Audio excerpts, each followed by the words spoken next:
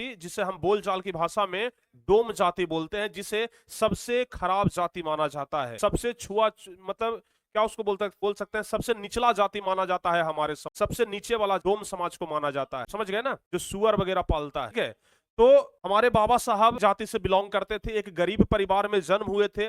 उस समय छुआछूत हमारे देश में चरमोत्कर्ष पर था, यानी कि छुआछूत हमारे देश में इतना ज्यादा था कि जो लोग नीचे जाति वाले होते थे ना, जैसे डोम वगैरह, जैसे बाबा साहब का हम बात कर लेते हैं, अगर जो निचले जाति का होते थे ना, उनको सार्वजनिक कुएं पर पानी तक नहीं पीने दिया जाता था।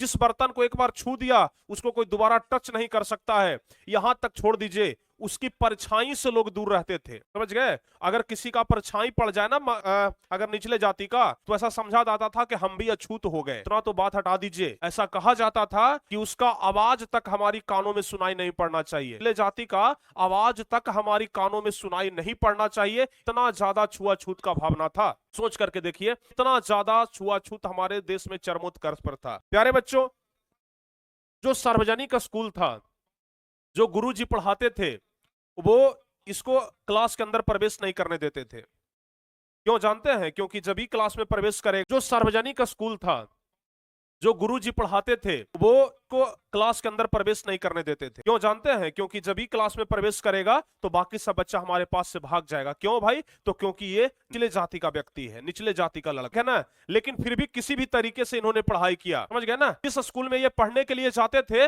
उस स्कूल में पढ़ाई के बदले इनसे झाड़ू लगवाया जाता था। जिस रिक्शे पर ये चढ़ करके स्कूल जाते थे ना, रिक्शे वाला क्या करता था पता है? खुद रिक्शा वाला पीछे बैठता था और भीमराव अंबेडकर को कहता था कि अगर तुम्हें स्कूल जाना है तो तुम रिक्शा चला करके ले चलो, हम पीछे बैठेंगे। और बाबा साहब भीमराव अंबेडकर जो है, ये रिक्शा चला करके लेकर के जाते थे, रिक्शे वाले को बैठा करके। इतना ज्यादा कष्ट किए हैं। आपको एक छोटा सा कहानी सुनाते हैं, समझ गए ना, भीमराव अंबेडकर के बारे में। बातचीत तो आज ढेर सारा होगा, लेकिन जानकारी रखना बहुत जरूरी है। भीमराव अंबेडकर जिस स्कूल में पढ़ने जाते थे ना, उस स्कूल के टीचर इनसे झाड़ू लगवाते थे। एक बार का बात है कि उस स्कूल में चेकिंग आ गया। चेकिंग आता है जैसे डीएम साहब चेकिंग में आ गए, समझ गए।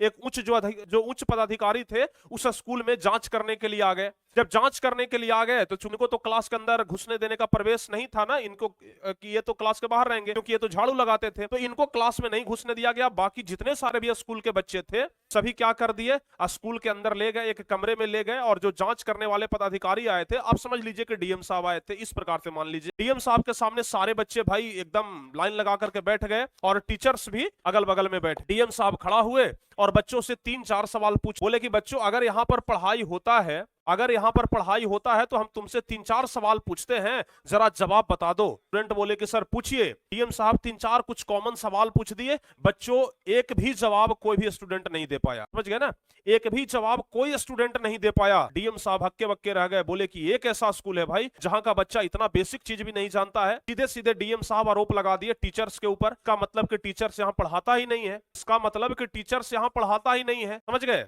अब डीएम साहब बोल दिए कि जो टीचर्स है सबको यहां से निलंबित करिए, सबको हटाइए, ये टीचर कोई काम का नहीं है, ये पढ़ाता नहीं है। समझ गए। अब तो भाई टीचर्स का पसीना छूटने लग गया कि बताइए अब तो हमको सस्पेंड होना है, अब तो हमारा खेल खत्म। उसी समय ये सब घटना ना, ये बाबा साहब भीमराव अंबेडकर हाथ में झाड़ू लिए हुए, ध्यान से सुनिएगा, हाथ में झाड़ू लिए हुए बाबा साहब भीमराव अंबेडकर उस क्लासरूम के दरवाजे पर खड़ा होकर के ना सब कुछ सुन रहे थे, सब कुछ सुन रहे थे। जैसे ही डीएम साहब ये बात बोले कि टीचर्स को निलंबित करो, टीचर्स को सस्पेंड करो, टीचर नहीं पढ़ाता है, धड़ाक से ये बाबा साहब डीएम साहब के पास गए। बहुत जल्दीबाजी में डीएम साहब के पास गए और बोले कि डीएम साहब, हम हर एक प्रश्न का जवाब जानते हैं। डीएम साहब हक्के बक्के रह गए। तुम कौन हो भाई? तो डीएम साहब, हम झाड़ू लगाने वाले हैं। बोले कि झाड़ू लगाने वाले हो और हमारे प्रश्न का जवाब दोगे? यहाँ पर पढ़ने वाले बच्चे हमारे प्रश्न का जवाब नहीं दे रहे हैं, तुम हमारे प्रश्न का जवाब दोगे?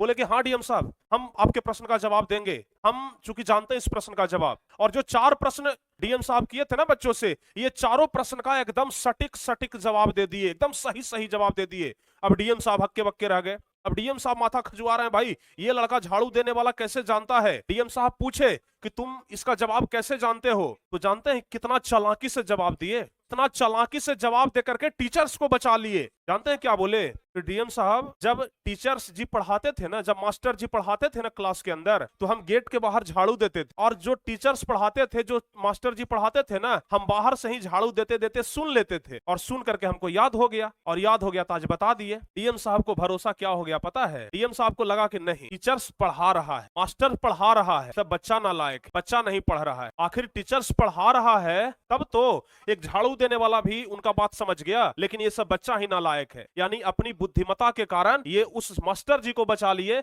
जो अभी तुरंत सस्पेंड होने वाले, समझ गए?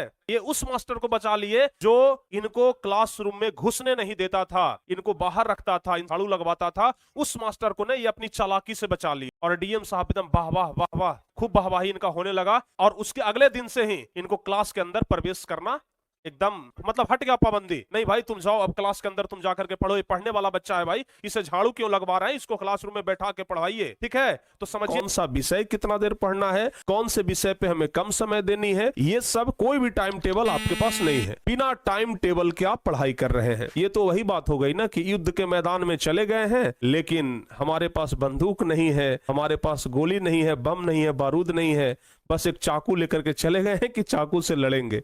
अरे भाई चाकू से आप युद्ध के मैदान में कितना देर तक टिके रहिएगा? हार जाइएगा, बहुत जल्दी हार जाइएगा। वैसे ही आपका सबसे बड़ा हथियार टाइम टेबल अभी के समय में होने वाला है, क्योंकि जो समय आपके पास बच गया है तो वो समय ऐसा समय है कि यहां पर आपको अस्त्र शस्त्र एकदम धारदार रखना होगा, अस्त्र शस्त्र एकदम सुसज्जित रखना होगा। और भाई इसके लिए टाइम टेबल बहुत जरूरी है, क्योंकि जितने भी टॉपर्स का आप इंटरव्यू देख लीजिए, सब लोग यही बात बोलते हैं कि हमारा एक निश्चित टाइम टेबल था कि इस टाइम टेबल पर हमें पढ़ना है, इस टाइम टेबल पर हमें कोई दूसरा काम करना है। तो सबसे पहला तो कि आप लोग अगर अभी तक टाइम टेबल नहीं बनाए हैं तो अभी से भी आप लोग एक टाइम टेबल बनाइए कि हमें कितना देर पढ़ना है, कितना देर कौन सा सब्जेक्ट पढ़ना है, इतना देर हमें ये सब्जेक्ट, इतना देर हमें ये सब्जेक्ट पढ़नी है। मतलब एक समय बांटिए कि हमें किस सब्जेक्ट को कितना टाइम देना है। डेली रिवीजन का कम से कम प्रत्येक सब्जेक्ट पर आधा घंटा का भी समय जरूर निकालिए। जैसे मान लिया जाए physics, chemistry, biology, history, civics या फिर साइंस, सोशल साइंस, तो बाबू कम से कम आधा घंटा का समय एक सब्जेक्ट पर रिवीजन के लिए तो जरूर निकालिए। मिनिमम आधा घंटा हम बोल रहे हैं, मैक्सिमम आप ज्यादा भी बढ़ा सकते हैं। तो सबसे पहला चीज तो यही है, टाइम टेबल का पालन करिए। दूसरा चीज, आवश्यकता के अनुसार अपनी प्रायोरिटी तय करें कि भाई आवश्यकता किस चीज का है। जैसे मान लिया जाए कि आप फिजिक्स में कमजोर हैं, तो आपका प्राथमिकता है, प्रायोरिटी है कि भाई सबसे ज्यादा फिजिक्स पढ़ें, क्योंकि जो आपका कमजोर चीज है उसको मजबूत करिए। ऐसा नहीं कि जो मजबूत है बस उसी को और मजबूत कर रहे हैं।